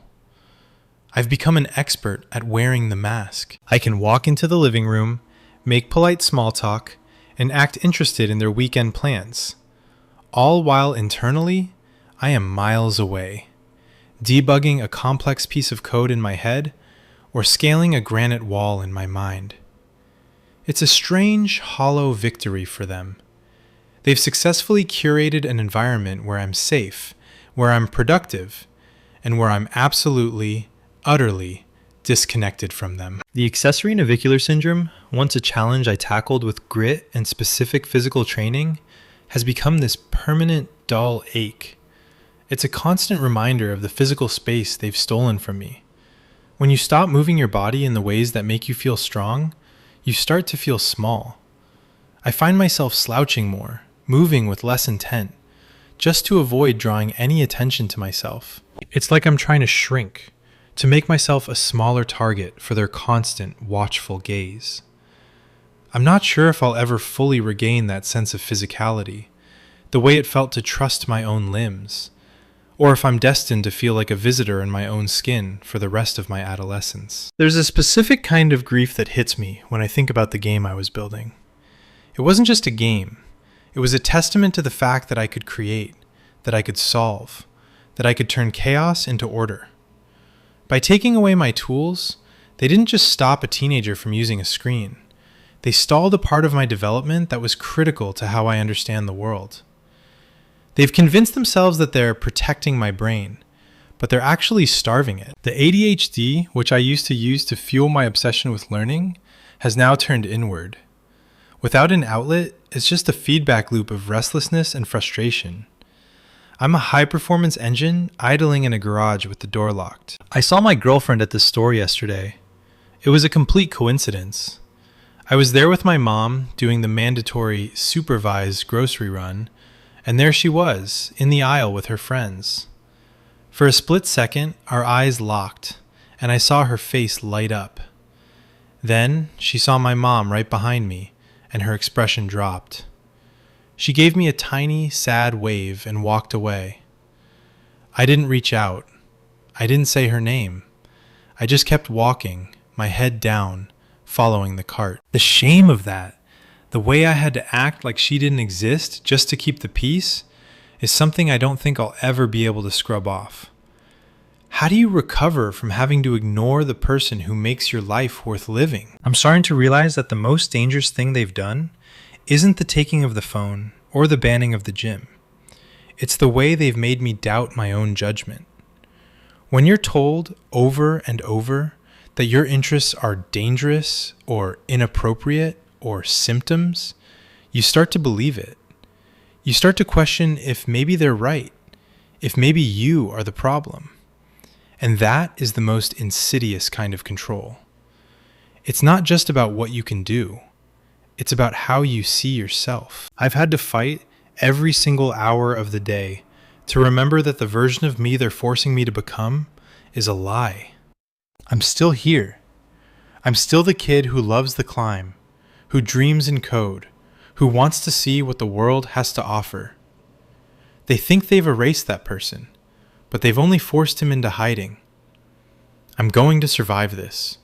I'm going to use this time to build a strength they can't even comprehend, a quiet internal resilience that won't break when the world gets loud. But I'm never going to forget this. I'm never going to forget what it feels like to be treated as a threat by the people who promise to love me unconditionally. That's the legacy they've built for themselves. They might think they've won my obedience, but they've lost the war for my heart. There's a strange, hollow comfort in the routine I've built for myself. It's a life defined by subtraction. No phone, no gym, no late-night coding, no unmonitored conversations. I've become an expert at the art of disappearance. My parents seem pleased. They see the lack of incidents as proof that their iron-fisted approach is working. They don't see that I've simply learned how to exist without leaving a footprint. I've learned to walk so silently in my own house that I can navigate the hallway at midnight without a single board creaking. I'm a ghost, haunting the rooms I used to inhabit, watching them live their lives while I'm permanently suspended in a state of suspended animation. The accessory navicular syndrome is becoming more than a physical ailment. It's a constant reminder of how I've been grounded against my will. When you have a condition that makes your feet different, climbing isn't just a hobby, it's an assertion of power. It's a way of saying, my body might not work the way yours does, but I can still conquer the wall. By taking that away, they've stripped me of my primary way of feeling capable. They forced me back into the role of the physically fragile kid, the one who needs to be protected from his own ambitions. It's a bitter, suffocating irony that the very thing that made me feel strong is now being used as evidence that I need to be sheltered. I spend hours in my head reconstructing the game engines I used to use. I can see the code in my mind's eye, the way the functions chain together, the way a character's movement is governed by gravity and momentum. I've memorized the logic. I've built entire levels in the darkness of my room, testing the mechanics, finding the glitches, and patching them in my thoughts. It's a bizarre form of mental exercise, but it's the only thing keeping my ADHD brain from spiraling into total decay. If they ever realized how much work I'm doing in my own head, they'd probably find a way to stop that too. They'd call it obsessive thinking or avoidance. I've begun to look at my girlfriend differently too. Not with less love, but with a crushing sense of protectiveness. I see her at school, and I feel a desperate urge to tell her to run, to tell her that I'm not the boy she thinks I am anymore. I'm a hollowed out version of him, a puppet whose strings are being pulled by people who think they're being responsible. I'm terrified that if I keep trying to hold on to her, I'll only end up dragging her into this shadow world. I've started to distance myself, not because I want to, but because I'm afraid that being near me is a liability. It's a heartbreaking, self-imposed isolation that feels like the ultimate price of their protection. I've been reading up on how to build trust, and every article says the same thing. Be honest, be transparent, show them you've learned your lesson. I've tried that. I've tried to have the mature conversations. I've tried to show them my progress. I've tried to be the kid they want. But it's a trap. Because the moment I start to be me again, passionate, energetic, curious, they start to worry. They see my energy as a precursor to another mistake. They want a version of me that's perpetually muted, and I'm slowly, agonizingly, becoming that person just to survive the next few years. I don't know if I can ever truly forgive them for this. I want to. I really do. I want to wake up one day and feel like the slate is clean, that the anger has dissipated. But I'm worried that the damage is permanent. I'm worried that when I finally do leave, when I finally get my own place and my own life, I'm going to carry this baggage with me. The fear of being watched, the habit of hiding my passions, the instinct to lie to protect my own privacy. They think they're shaping a son, but they're actually shaping the person I'll be for the rest of my life. And I have to wonder, when they're old and looking back at the boy they saved, will they realize that they were the ones who turned him into a stranger? I've started measuring my life in hours of silence. It's become a game. How long can I sit at my desk, staring at a textbook I've already read twice, without giving my dad a reason to walk in and check on me? It's a performative existence. I've learned that the key to survival in this house isn't honesty, it's predictability. If I'm predictable, I'm safe. If I'm safe, I'm left alone. But being left alone in this house feels less like privacy and more like being forgotten. I'm a specimen in a jar, and my parents are the scientists checking to see if I've finally stopped twitching. The accessory navicular syndrome is becoming more than just a physical condition. It's become my internal thermometer for how much I've let them break me. When I was climbing, that extra bone was just part of the puzzle, a limitation I worked around with sheer willpower and creative movement. Now, the constant dull ache in my foot is just a reminder that I'm not allowed to move. I'm not allowed to push my limits. I'm not allowed to test what my body can do. They've decided that my physical vulnerability is a reason to keep me in a state of perpetual rest. But it's killing me. My muscles are going soft. My posture is failing. And I feel like I'm aging by years every week I spend trapped behind these four walls. My game development interests have, in a strange, twisted way, become my only true rebellion. Since they can't touch my thoughts, they can't kill the project. Every night, under the covers, I'm mapping out entire architectures in my head. I'm debugging complex systems, optimizing memory allocation, and designing UI flows that are more intuitive than anything I've ever built. It's a secret world where I have absolute authority. I am the god of that digital space. And the funny thing? It's better than any game I could ever actually build on a screen. It's pure, unadulterated imagination, unburdened by the judgment of people who see code as contraband. My girlfriend and I have entered this strange, silent pact. We pass each other in the halls, and we don't speak, but we look at each other with this profound, shared sadness. She knows, and I know, that if we try to talk, if we try to have a real relationship, we're going to be punished for it. We're being starved of each other, and it's a form of cruelty that I don't think they even recognize. They think they're protecting me from distractions, but they're just teaching me that love is something you have to hide. That's a lesson I'm going to be unlearning for a long time. I've been thinking a lot about the day I leave. Not in a running away sense, but in the sense of the day I finally move out, get a place of my own, and have a front door that I can lock from the inside. I imagine that day constantly. I imagine the freedom of sitting in a room and knowing that no one is going to come in and judge the websites I visit or the games I code. It's my North Star. It's the only thing keeping me sane. I'm not going to be this reformed son forever. I'm just waiting for the clock to run out. I wonder, though, if they'll ever understand what they've done. When I'm older and I finally have the space to tell them, will they listen? Will they look back at this time and feel the weight of their choices? Or will they just keep telling themselves that they did what was necessary? I'm starting to think it doesn't matter. The person I'm becoming isn't their creation. I'm forging myself in the silence. I'm hardening my resolve. If they wanted to crush the person I was, they've succeeded. But they've accidentally created someone who knows exactly how to survive in the dark. I'm going to finish this, and I'm going to go to sleep. And I'm going to wake up tomorrow and play the part perfectly again. I'll do the chores, I'll get the good grades, and I'll keep my head down. I'm going to be the perfect son until I don't have to be. It's a long game, but I'm a programmer. I know how to play the long game. I'll survive this isolation, and I'll come out the other side with a drive they can't even imagine. And the best part? They'll never know it was them who built the fire. I've started to realize that my bedroom is no longer just a room. It's an archive of the person I'm not allowed to be. My old climbing shoes are buried at the bottom of my closet, tucked away under piles of clothes, as if they're contraband.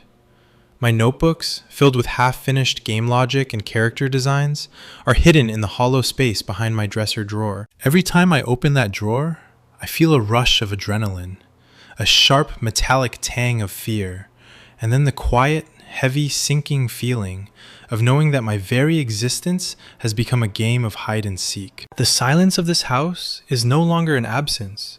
It's an active, predatory force. I can hear the way my parents breathe in the living room, the way they talk in hushed, conspiratorial tones about how much progress I've made. They think they've smoothed out the rough edges. They think they've sanded down the unstable parts of my personality. They don't realize they're actually watching a slow, systematic dismantling of my spirit. I've stopped sharing my thoughts. I've stopped complaining. I've stopped asking for things. I've become the easy child, the one who doesn't cause trouble because the trouble has been successfully suppressed. I look at the clock and I count the months, the weeks, the days, until I can finally walk out the door for good. It's my own private countdown, a timer I keep running in the back of my mind. Whenever the isolation feels like it's going to break me, I think about that future version of myself, the one who isn't being watched, the one who isn't being managed, the one who can pursue his passions without having to worry about an audit of his soul. That version of me is the only thing keeping the current me from simply giving up. My girlfriend and I have developed a way of saying goodbye without saying a word.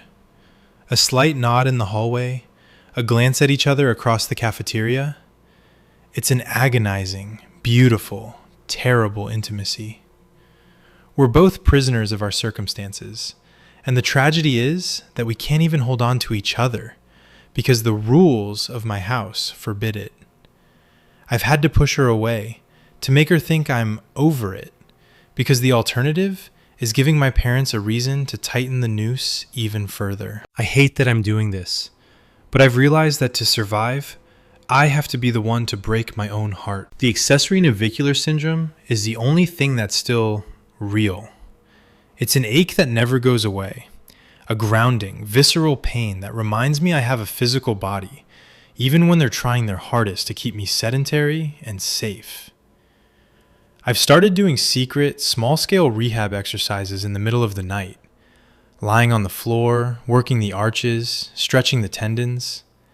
If they walked in, they'd see me moving in the dark, and they'd call it defiance.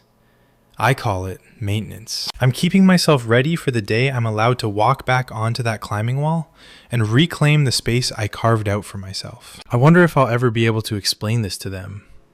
Not now, and probably not even in a few years, but maybe eventually, when I'm living my own life, when I've built that game, when I've climbed that route, and when I've found a way to be someone they don't have to manage. Will they look back and see the damage? Will they understand that they were the ones who pushed me away? Not with malice, but with a misguided, terrified kind of love? I don't know. And at this point, I think I've stopped needing their validation. I'm finding it somewhere else, deep inside, in the code I write in my head, in the strength I'm building in the dark, and in the person I'm slowly, painfully becoming without their permission. I've stopped counting the days, but I can feel the change in the air of the house. It's no longer just tense. It's settled into a cold, clinical routine. My parents look at me now with a strange kind of pride. The pride of a project manager who's finally hit their KPIs. They think they've fixed the glitch. They see the lack of late-night noise, the absence of risky behavior, and the quiet, compliant, soft-spoken kid who helps with the dishes and gets his homework done on time. They have no idea that the boy they're looking at is a shell, a carefully constructed facade I've built to survive the suffocating pressure of their expectations. My accessory navicular syndrome has turned into a permanent, dull throb that I've learned to ignore, or rather, to incorporate into the rhythm of my days. It's a physical manifestation of this life. I'm forced to walk with a careful, measured gait, avoiding any sudden, sharp movements that might draw their attention. It's a metaphor for everything I do now. I don't run, I don't jump, I don't challenge. I just exist in the narrow, safe lane they've paved for me. But every time that bone aches, it reminds me of the climbing wall. It reminds me of the friction, the sweat, the absolute singular focus of reaching for a hold that felt impossible. I'm keeping that memory alive, like a secret fire. I think about the game I'm building in my head. It's evolved. It's not just a collection of systems anymore. It's a fully realized, complex architecture of escape. I've refined the physics, the logic, the emotional stakes of the world I'm creating. I know every line of code, every trigger, every potential failure point. If they ever gave me a computer, I could finish the prototype in a week. But they won't. So I keep building it in the dark, refining it, making it more beautiful and intricate every single night. It's my sanctuary. It's the only place where I'm not a troubled teen or a reformed liability. I'm a creator. I'm a designer. I'm an architect of a world where I finally have the power to say yes to the things I want. My girlfriend and I have stopped trying to reach out, and that hurts more than the isolation itself. We've reached a kind of silent, mournful understanding. We're waiting for something, a graduation, a summer, a departure that feels a million years away. I see her in the halls, and I see the way she looks at me, and I know she still sees the boy who used to exist. But I also see the confusion in her eyes. She's trying to figure out why I've become this distant, shadow version of myself. I want to tell her that I'm doing it for us, that if I were to be myself, they'd pull me out of school entirely. I'm protecting her by keeping her at arm's length. It's a lonely, gut-wrenching kind of nobility, if you can call it that. I wonder if they'll ever understand that the price of their safety was my childhood. They took the best parts of being a teenager, the exploration, the mistakes, the small rebellions, and replaced them with a regime of constant observation. Do they think they've won? Because looking at the mirror, I don't see a winner. I see a survivor. I see someone who's had to learn how to hide his own heart to keep it safe from people who claim to love him. That's not a success story. That's a tragedy that they've managed to convince themselves is a parenting triumph. But I'm not going to let them be the end of my story. I'm going to survive this. I'm going to wait until the day I can walk out that front door, and when I do, I'm never going to let anyone hold a key to my life again. I'm going to build my game. I'm going to get back on the wall. I'm going to love the people I want to love, and I'm going to live a life that is entirely, unapologetically my own. They've taught me exactly what I don't want to be: fearful, controlling, and disconnected. And for that, in a dark, twisted way, I suppose I owe them. They've given me a target to aim for, and every day I spend in this house is just fuel for the fire. I'm curious, if you've ever had to suppress who you are just to get through a situation, how do you hold on to the pieces of yourself until you're free? How do you keep the spark alive when everything around you is trying to put it out? Drop a comment, let me know. And if you're going through something similar, just know you aren't alone. We're all just waiting for our own version of the front door to open. And when it does, we're going to run. I've started to realize that my bedroom is no longer just a room. It's an archive of the person I'm not allowed to be. My old climbing shoes are buried at the bottom of my closet, tucked away under piles of clothes, as if they're contraband. My notebooks, filled with half-finished game logic and character designs, are hidden in the hollow space behind my dresser drawer. Every time I open that drawer, I feel a rush of adrenaline, a sharp metallic tang of fear, and then the quiet, heavy sinking feeling of knowing that my very existence has become a game of hide and seek. The silence of this house is no longer an absence. It's an active, predatory force. I can hear the way my parents breathe in the living room, the way they talk in hushed, conspiratorial tones about how much progress I've made. They think they've smoothed out the rough edges. They think they've sanded down the unstable parts of my personality. They don't realize they're actually watching a slow, systematic dismantling of my spirit. I've stopped sharing my thoughts. I've stopped complaining. I've stopped asking for things. I've become the easy child, the one who doesn't cause trouble because the trouble has been successfully suppressed. I look at the clock and I count the months, the weeks, the days, until I can finally walk out the door for good. It's my own private countdown, a timer I keep running in the back of my mind. Whenever the isolation feels like it's going to break me, I think about that future version of myself, the one who isn't being watched, the one who isn't being managed, the one who can pursue his passions without having to worry about an audit of his soul. That version of me is the only thing keeping the current me from simply giving up. My girlfriend and I have developed a way of saying goodbye without saying a word. A slight nod in the hallway, a glance at each other across the cafeteria. It's an agonizing, beautiful, terrible intimacy. We're both prisoners of our circumstances, and the tragedy is that we can't even hold on to each other because the rules of my house forbid it. I've had to push her away to make her think I'm over it because the alternative is giving my parents a reason to tighten the noose even further. I hate that I'm doing this, but I've realized that to survive, I have to be the one to break my own heart. The accessory navicular syndrome is the only thing that's still real. It's an ache that never goes away, a grounding, visceral pain that reminds me I have a physical body, even when they're trying their hardest to keep me sedentary and safe. I've started doing secret, small-scale rehab exercises in the middle of the night, lying on the floor, working the arches, stretching the tendons. If they walked in, they'd see me moving in the dark, and they'd call it defiance. I call it maintenance. I'm keeping myself ready for the day I'm allowed to walk back onto that climbing wall and reclaim the space I carved out for myself. I wonder if I'll ever be able to explain this to them. Not now, and probably not even in a few years, but maybe eventually, when I'm living my own life, when I've built that game, when I've climbed that route, and when I've found a way to be someone they don't have to manage. Will they look back and see the damage? Will they understand that they were the ones who pushed me away?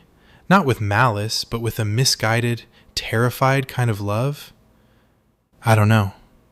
And at this point, I think I've stopped needing their validation. I'm finding it somewhere else, deep inside, in the code I write in my head, in the strength I'm building in the dark, and in the person I'm slowly, painfully becoming without their permission. I've reached a point where the anger is no longer a burning, impulsive heat. It's cooled into something much harder and much more durable, like steel. I've stopped looking for windows of opportunity to convince my parents of my maturity, because I've realized that to them, my maturity is a threat to their control. My father looks at me and sees a success, because I'm no longer the kid who was distracted by the digital world. He doesn't see the cost of that success. He doesn't see that in stripping away the distractions, they've stripped away my ability to engage with my own life. They've successfully turned a vibrant, curious teenager into an efficient, quiet machine that performs tasks and occupies space without complaint. The accessory navicular syndrome is still there, a throbbing pulse in my foot that serves as my only remaining anchor to reality. It's funny, when I was climbing, that extra bone was a flaw I mastered. Now, in this house of forced stillness, it's a constant reminder that my body wants to move while my life is being held in check. I sometimes wonder if I'll ever regain the trust in my own limbs that the wall gave me. Will I ever be able to leap without questioning if my parents are watching?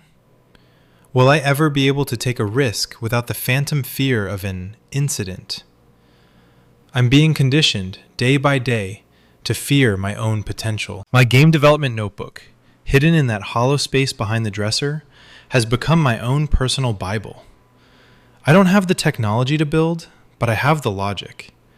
I've mapped out the collision detection for a 3D platformer, the inventory systems for an RPG, and the shaders for an open-world environment I'm never allowed to touch.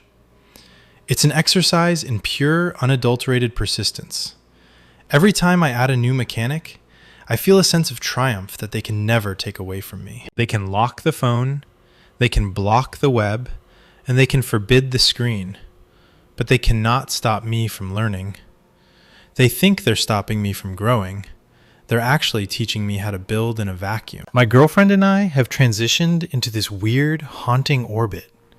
We exist on the edges of each other's lives, avoiding contact, protecting one another from the fallout of being seen together.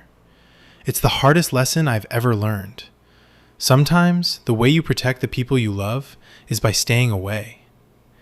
I see her in the halls, and I see the way the light catches her eyes, and I have to physically force myself to look at my own shoes. I'm mourning the relationship we could have had if my world hadn't been turned into a panopticon.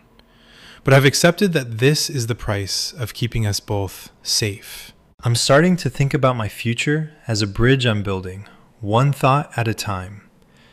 Every night, I map out my escape, not in a physical sense, but in a psychological one. I'm planning the college I'll go to, the city I'll move to, the life I'll lead where my identity is entirely my own.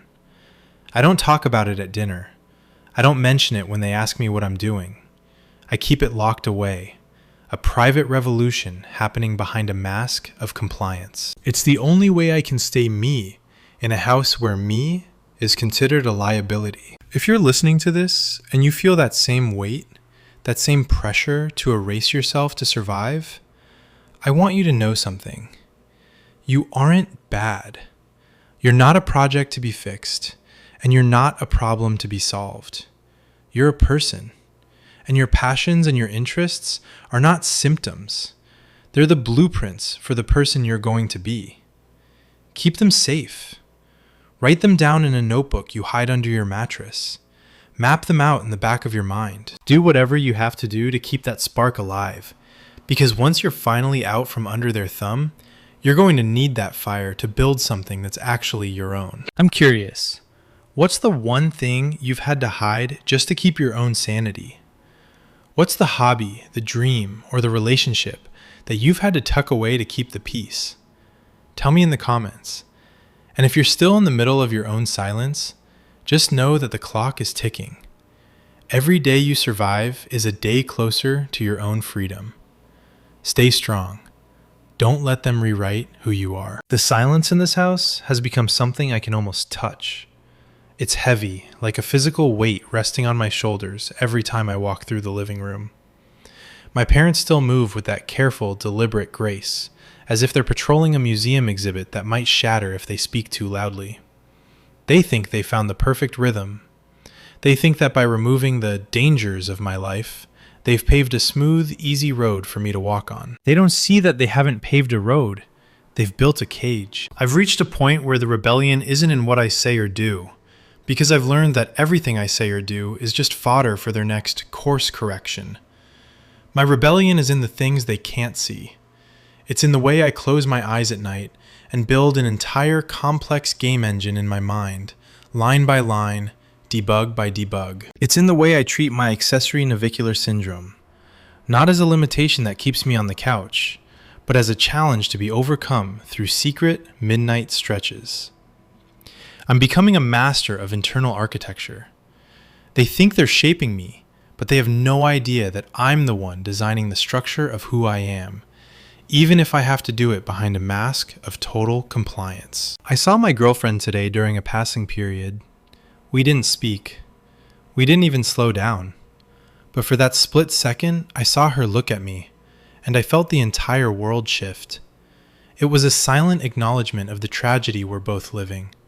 The tragedy of having to keep our hearts in a vault because the environment we're in doesn't allow for anything but sterile, pre-approved interactions. I'm choosing to keep my distance, and it feels like I'm cutting off a piece of my own soul. But I know that if I brought her any closer, they'd find a way to punish us both. That thought alone is enough to keep me in line, a puppet on a string, dancing to the tune they've chosen for me. The physical ache in my feet is still there. A dull, rhythmic throb that keeps time with the ticking clock in the hallway. It's my tether. It reminds me that I have a body, even when they're trying to turn me into a project, a reformed version of a teenager who doesn't exist. I've started to look at that pain differently. It's not just an ailment. It's a sign of life. It's the part of me that remembers the climbing wall, the part of me that knows what it feels like to struggle against something real. They can keep me from the gym, but they can't keep me from feeling the ache of my own potential. I'm starting to wonder if I'll ever be able to look back at this without feeling a profound, aching sadness. Not for what they did to me, but for what they didn't do. For failing to see that the kid they were trying to save was the kid they were actually losing. They think they're protecting my future, but they're effectively gutting my present. They've turned my home into a place I can't wait to leave. And that is a failure that no amount of good behavior or stability can ever truly fix. When I finally walk out that door, I'm not leaving a house. I'm leaving a museum of who they wanted me to be. If you're listening to this and you're in your own version of this prison, if you're waiting, counting the days, or just trying to survive until you can finally be yourself, don't let them convince you that you're the problem. You are the architect of your own future, and you don't owe them an explanation for who you are or what you love. Build your worlds in the dark. Keep your secrets safe. Do whatever you have to do to make it through the silence. Because the world is waiting for you, and when you finally step into it, you're going to be so much stronger for the time you spent in the dark. I find myself looking at my parents now with a detachment that actually terrifies me. It's not hate, and it's not even anger anymore. It's just a profound sense of loss. We're living in a shared space, but we're no longer a family. We're a case study in failed communication. Every "how was your day?" from my mom feels like a scripted line in a play we're all forced to perform. I give the answer they've been conditioned to want, they offer the smile they've been trained to show, and we all go back to pretending that the air isn't thick with the wreckage of who I used to be. The accessory navicular syndrome has become my most loyal friend. It sounds absurd, doesn't it? Finding comfort in an anatomical defect that limits my mobility? But that pain is the only thing that hasn't been censored. It's the only physical sensation that hasn't been mediated through the safety of their rules. When I'm lying on the floor at 3 a.m., working my arches and stretching those tendons to the point of a dull, biting ache, I feel like I'm actually real. It's a secret, private rebellion.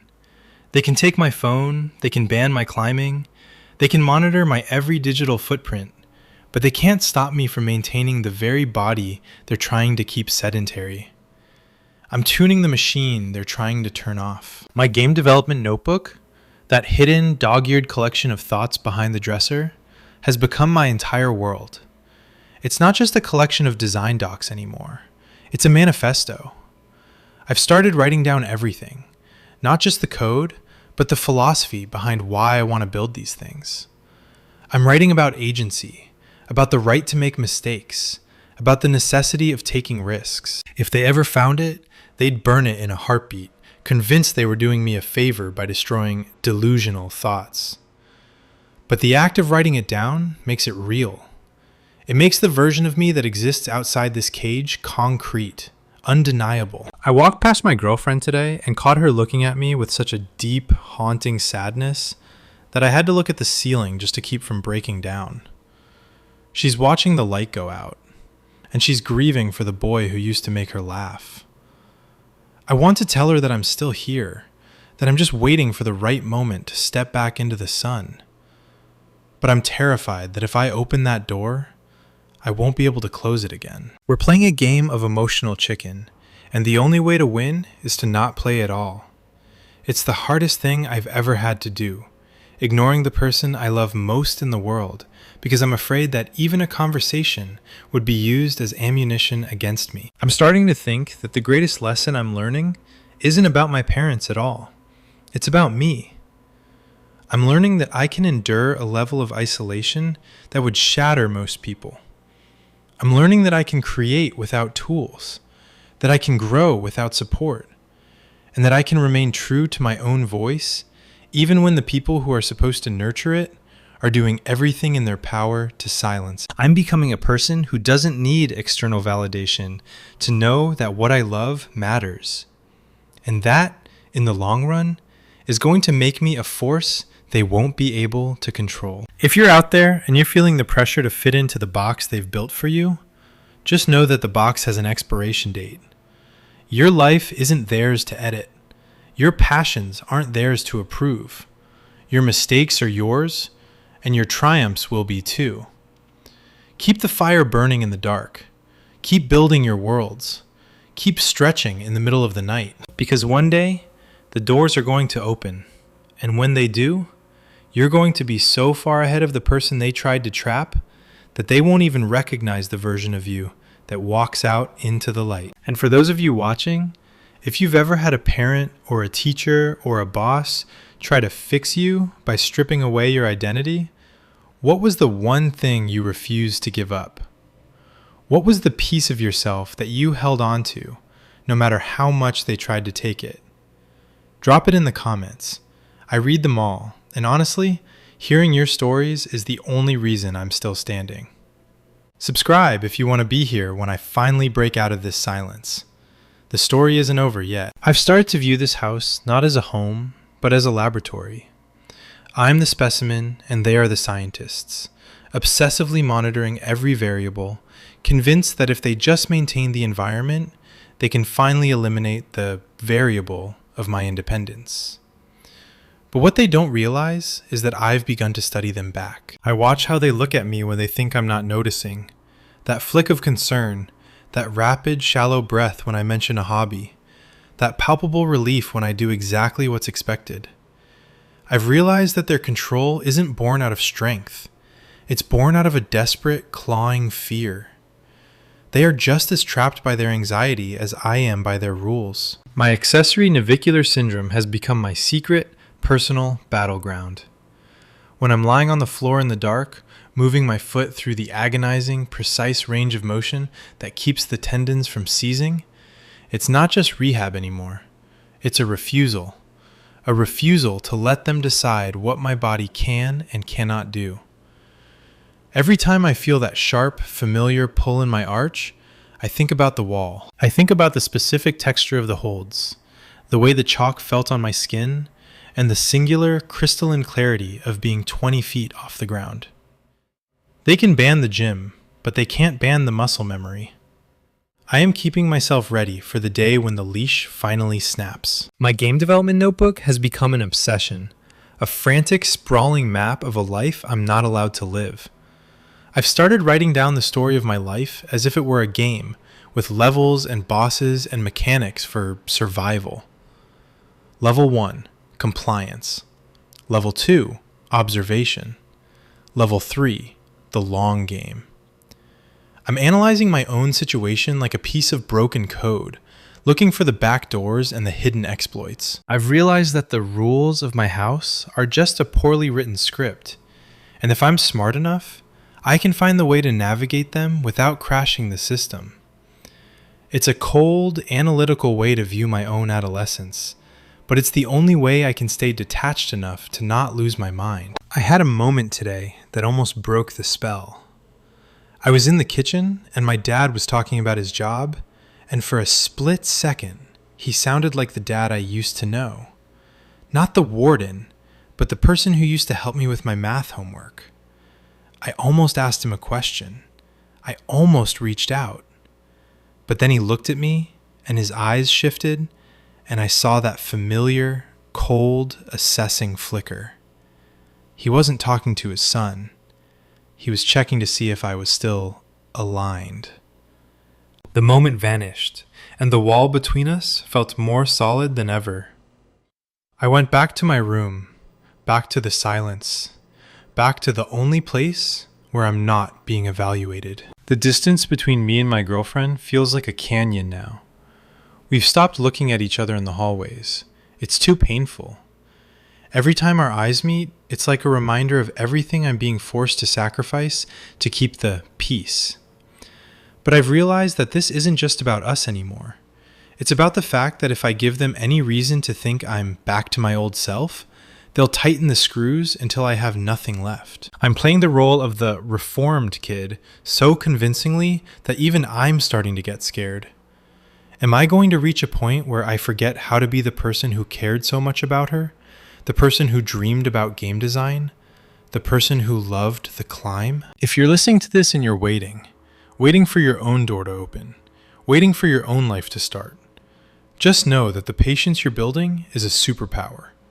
You are learning things that the people who never had to hide their souls will never understand. You're learning that you don't need the world to approve of you to be who you are. Keep the notebook. Keep the secrets. Keep the fire burning, even if it's only a tiny, flickering flame in the deepest part of the dark. The world is going to need you and all your passion when you finally get out. I'm curious, what's the one thing you've kept for yourself that no one else can touch?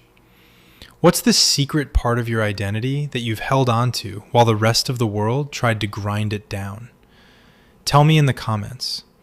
And for those of you who have made it to the other side of this, what was the first thing you did when you finally walked out that door? I need to know that there's a light at the end of this tunnel. The silence in this house has become something I can almost touch. It's heavy, like a physical weight resting on my shoulders every time I walk through the living room. My parents still move with that careful, deliberate grace, as if they're patrolling a museum exhibit that might shatter if they speak too loudly. They think they've found the perfect rhythm. They think that by removing the dangers of my life, they've paved a smooth, easy road for me to walk on. They don't see that they haven't paved a road. They've built a cage. I've reached a point where the rebellion isn't in what I say or do, because I've learned that everything I say or do is just fodder for their next course correction. My rebellion is in the things they can't see. It's in the way I close my eyes at night and build an entire complex game engine in my mind, line by line, debug by debug. It's in the way I treat my accessory navicular syndrome, not as a limitation that keeps me on the couch, but as a challenge to be overcome through secret midnight stretches. I'm becoming a master of internal architecture. They think they're shaping me, but they have no idea that I'm the one designing the structure of who I am, even if I have to do it behind a mask of total compliance. I saw my girlfriend today during a passing period. We didn't speak. We didn't even slow down. But for that split second, I saw her look at me, and I felt the entire world shift. It was a silent acknowledgement of the tragedy we're both living. The tragedy of having to keep our hearts in a vault because the environment we're in doesn't allow for anything but sterile, pre-approved interactions. I'm choosing to keep my distance, and it feels like I'm cutting off a piece of my own soul. But I know that if I brought her any closer, they'd find a way to punish us both. That thought alone is enough to keep me in line, a puppet on a string, dancing to the tune they've chosen for me. The physical ache in my feet is still there. A dull, rhythmic throb that keeps time with the ticking clock in the hallway. It's my tether. It reminds me that I have a body, even when they're trying to turn me into a project, a reformed version of a teenager who doesn't exist. I've started to look at that pain differently. It's not just an ailment. It's a sign of life. It's the part of me that remembers the climbing wall, the part of me that knows what it feels like to struggle against something real. They can keep me from the gym, but they can't keep me from feeling the ache of my own potential. I'm starting to wonder if I'll ever be able to look back at this without feeling a profound, aching sadness. Not for what they did to me, but for what they didn't do. For failing to see that the kid they were trying to save was the kid they were actually losing. They think they're protecting my future, but they're effectively gutting my present.